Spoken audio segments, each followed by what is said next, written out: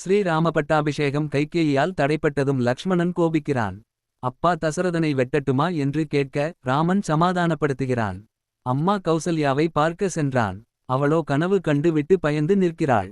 வாத்தியகோஷங்கள் முழங்க ராமனை சபைக்கு அழைத்து வருகிறார்கள்.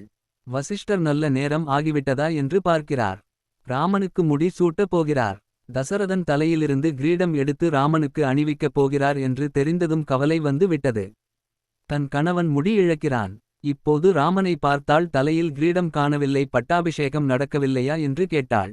நடக்கும், பரதனுக்கு பட்டாபிஷேகம் என்று சொன்னதும் உன்னை விட பரதன் குணவான் என்றாள் என்று கௌசல்யா சொன்னதாக கம்பன் சொல்கிறான்.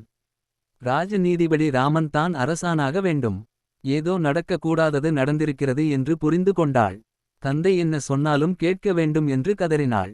நான் கானனம் போகப் போகிறேன் என்று சொன்னதும் அயோத்தியில் ஒரு மூலையில் வாழக்கூட உனக்கு அனுமதி இல்லையா என்று சொல்லி விட்டு நான் போய் நியாயம் கேட்காட்டுமா என்று கேட்க ராமன் மறுத்தான். நானும் உன்னுடன் வரட்டுமா என்று அம்மா கேட்க கணவன் இருக்கும் இடத்தில் தான் மனைவி இருக்க வேண்டும் என்று சொல்லி சமாளித்தான் ராமன்.